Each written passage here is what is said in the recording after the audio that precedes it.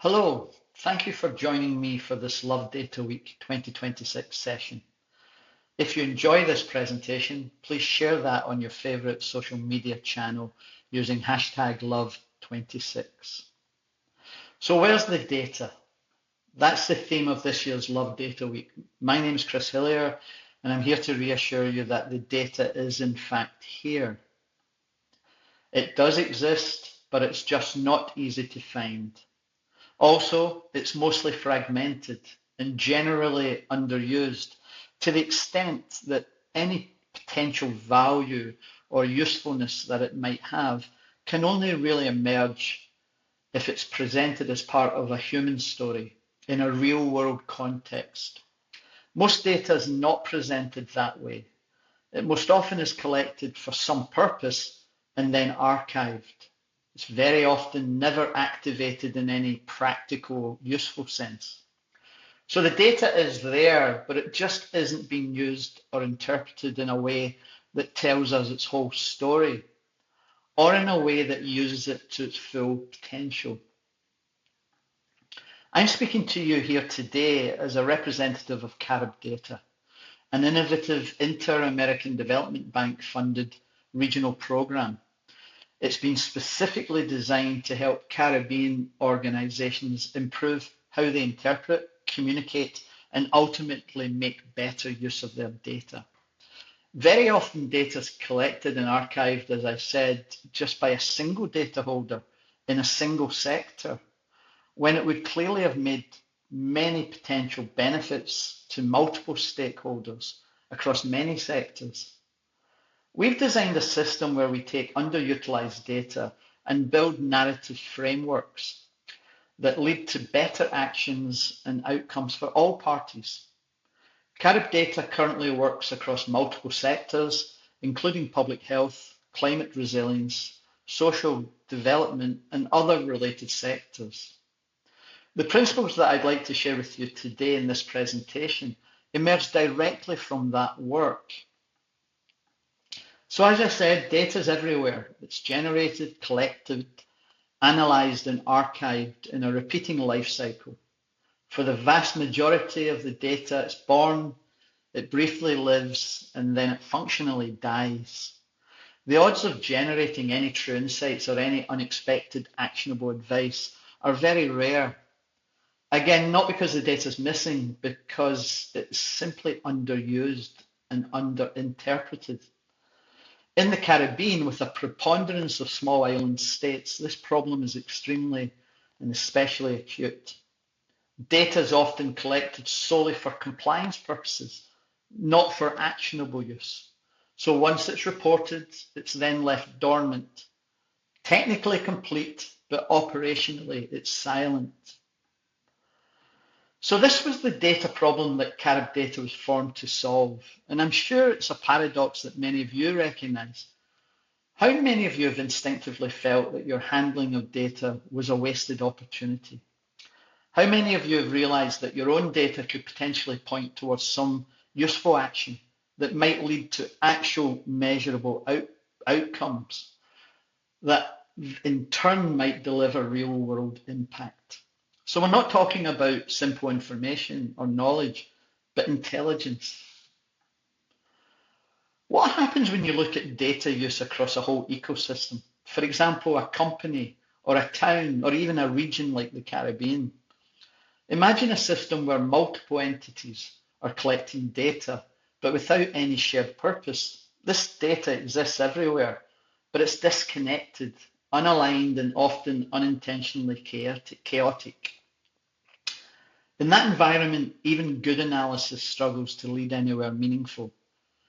Now imagine a second scenario. Each organization is using its data, but only for its own internal purpose. There may be some isolated success, but the impact remains local and fragmented and often difficult to sustain. Now, imagine if those same entities begin to coordinate and align along common indicators or reporting frameworks. Outputs start to line up, comparisons become easier, and new patterns begin to emerge. But even coordination alone still stops short of what is possible. A really significant shift happens when collaboration becomes explicit and data is shared. When insight strategies are discussed and refined across organizational boundaries, something different emerges. Decisions are now informed from many perspectives. Individual actions reinforce each other rather than compete, and outcomes become measurable, not only at an organizational level, but at a systems level. That's the collective impact that is needed to impact our most important challenges, like chronic disease, climate resilience, and global supply chains. Collective impact is the most powerful application strategy for data. Carib Data then is focused on tackling the management of data so that it leads to actionable insights and measurable outcomes. In this way, Carib Data's operational framework can lead to real-world impact for its data sharing members through uncovering collective intelligence and collective impact. An important concept within Carib Data's framework is the idea of narrative framing, or simply put, data storytelling. This is the science and the art of telling a single dataset's story, but from multiple perspectives and for different purposes. That is creating multiple narratives, all explicitly true, but each providing optimal insight for particular entities based on their key mission. For example, a data set that forecasts an extended period of heavier rainfall and storm activity across a region. This single data set of meteorological data and rainfall projections is objectively the same data for everyone. But when looked at in context and for different purposes, you can see that a single data set means many things to different people. Carib Data is focused on actionable insights and measurable outcomes. So what would be a useful way to ensure that this rainfall and storm data set is optimized in context for different perspectives? Well, Carib Data believes that this issue of multiple narrative needs is a perfect use for AI. So we're building an AI daisy chain that takes raw data and processes it through multiple steps. Firstly, as an objective generalized data set. However, at a certain point, we use a unique and innovative approach to take into account the contextual aspect of data utility. To do this, we're developing what we call a context filter. This context filter separates the pathway into different stakeholder perspectives, identified by AI as having the potential of having an interest in the data. Up until that point, the prompts that the AI follows are singular. However, from that point forward, all subsequent prompts through each pathway are generated individually, specific to different stakeholders. Now that the data has been analysed and the main insights extracted using the shared pathway, there's an opportunity to generate different narratives for each of the new specific stakeholder pathways. This means that our example using the storm and rainfall data, the Department of Public Health and the Department of Tourism, for example, would receive a different narrative associated with the same data. The data insights haven't changed, but the story that has been told around the data focuses on different impacts relative to each specific stakeholder. For example, this is an AI-generated narrative based on meteorological data predicting a storm in the Caribbean, specifically designed for insights useful to public health. It talks about vector-borne illnesses and provides specific public health-specific advice to the community. Simultaneously, this is an AI-generated narrative based on the same meteorological data predicting a storm in the Caribbean, but this time specifically designed for insights useful to the tourism department. It doesn't mention health risks, but discusses travel issues and visitor experience issues. At all steps in this process, we're very deliberate about human oversight. We're not building a totally autonomous system that replaces human judgment. It's best considered as a relay with an AI-human AI workflow where each AI agent does one clearly defined job, then passes the baton to a human who must approve advancing the process. This ensures accuracy, relevance, and appropriateness, which really matters. If a data insight is going to inform operational decisions, policies, or public communication, then it has to be possible to explain how it was produced and who's accountable for it. However, it's also about accuracy and context. AI can surface patterns, but it cannot reliably judge what is reasonable to claim in any specific social, cultural, or institutional setting. That responsibility remains human. And it's also about ethics. Interpretation always involves choice. For example, what to emphasize, what to downplay, what uncertainty to acknowledge. Those choices should never be invisible.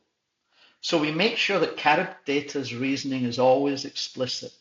Every step is logged and every handoff is visible. That's how we can combine the efficiency of AI with the accountability of human judgment. So far, I've talked about what Carib data is, and I've walked through how the process works, from raw data through interpretation, narrative framing, and into collective impact. However, an important reality we need to acknowledge is that no matter how well designed the infrastructure is, it only works if people have the capability and confidence to use it responsibly. Data does not interpret itself, narratives don't assemble themselves, and trust doesn't emerge automatically from technology. In our experience, a real constraint is whether individuals and organizations have the skills to recognize its limits, the limits of data, and to communicate its insights in ways that are accurate, ethical, and appropriate for different audiences. That's why Carib Data includes training as a key part of its foundational program. The Carib Data Storytelling Training course is hosted on the Moodle platform and is designed to address the two fundamental parts of the process: the science of data analysis alongside the art of journalism. It's designed both for people who already work with data and for people who already tell stories. So analysts, researchers, program managers, communicators, and policy teams. The focus is not on software or techniques, but on judgment, on narrative responsibility, on understanding how a single data set can support multiple legitimate perspectives without distortion. In other words, the training develops the human skills required to make the Carib data process work. Carib data taken together with its platform and the training are not standalone products. They're the foundation of a broader ecosystem, one where organizations can share data, build trust, and learn from each other, and consider collective impact rather than acting in isolation. The website CaribDX is where that ecosystem becomes visible. It's the space where the infrastructure, the training, and the community come together, and where people can explore how to engage, whether as learners, collaborators, or partners. It's a good place to catch up on our latest data stories. These apply in a number of different formats, including blogs and visual stories. But before I close, I'd like to briefly touch on one additional element of the Carib data ecosystem: the use of an avatar interface. The purpose here is not novelty, and it's not automation for its own sake. The avatar is designed as an access layer. It's a way for people to engage with data stories, with insights and explanations in a more intuitive, conversational way. For some users, reading a report or navigating a dashboard is a barrier. An avatar allows those same insights to be explored through guided dialogue, asking questions, requesting clarifications, and understanding context without needing specialist training. Importantly, the avatar does not generate new insights independently. It only draws from material that has already passed through the Carib data process. That is data that's been analysed, interpreted, and framed responsibly with human oversight. In that sense, the avatar is a translator, helping people access insights. This is simply one more way the ecosystem meets people where they are, without lowering standards or obscuring accountability. So why don't you log on? Give it a try.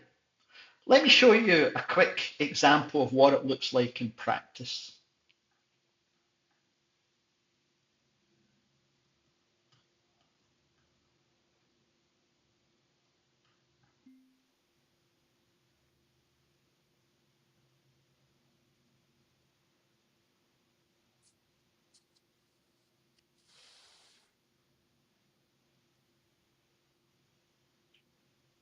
Hello, I am Carol Cumberbatch, and you are watching the Carib News Data Room. Welcome to our broadcast. I'm your host, Carol, and I'll be bringing you the latest news and updates from around the Caribbean. What would you like to know about today? We have some exciting stories to share, from the tourism boom in the region to the latest health initiatives. What's on your mind? Carol, I have some friends listening in who are interested in Carib data. Could you tell me about Carib data generally? What is it all about? Carib Data is a fantastic initiative that's making waves in the region. It's an innovative program funded by the Inter-American Development Bank, designed to help Caribbean organizations improve the way they interpret, communicate, and make better use of data. You see, oftentimes data is collected for a specific purpose, but it ends up being archived and not used to its full potential. Carib Data aims to change that by providing a platform where data can be transformed into actionable insights through context, narrative, and trust. The program focuses on taking existing data sets, particularly those held by public, civil society, and research organizations, and turning them into stories that can inform decision-making and drive positive change. By using structured storytelling, Carib Data helps to activate data that might otherwise remain fragmented, underused, or invisible. The Carib Data ecosystem is a space where infrastructure, training, and community come together, allowing people to engage with data in a meaningful way. It's a place where you can explore the latest data stories, blogs, and visual stories, and connect with others who are passionate about using data to drive progress in the Caribbean. In our region, data can be a powerful tool for addressing some of the challenges we face, from economic development to healthcare and education. By harnessing the power of data, we can make more informed decisions, drive innovation, and create a better future for our communities. That's what Ca- Carib Data is all about. Carol, thank you so much. I have to go now, but that was very helpful. Maybe we could talk later. It was my pleasure, dear. I'm glad I could help you understand more about Carib Data. I'd love to chat with you again soon. Feel free to reach out to me anytime you have more questions or just want to discuss the latest news and developments from the Caribbean. Before you go, let me just remind you that you can stay up to date with the latest news and data stories from the Caribbean by visiting the CaribDX website. It's a great resource, and I think you'll find it very informative. Take care and have a wonderful day. Until next time, stay informed, stay healthy, and keep engaging with the Carib Data community. Bye for now. Bye. Bye, dear. Have a wonderful day, and we'll catch up soon. So that was a little example, a short real interaction, not a simulation, but using material that is already passed through the Carib data process. It's just a very small example of how the avatar interface works. It's meant to support understanding by allowing people to ask questions, explore context, and test their own interpretations. So if you're curious, The avatar is live on the Carib DX website. You're welcome to visit the page, ask it a few questions at your own pace, and see how it responds. Think of it as just another way of sitting with the data rather than being told what to think about. You get to make up your own mind. I'll close by returning to the question that Love Data Week poses this year. Where's the data? What I've tried to show today is that in many cases the data is already here. The harder question is what happens with it. How can we optimize the chances of data becoming insight? How can we translate those insights into real world actions? And how can we leverage accumulated actions into something really meaningful and not just isolated short-term wins?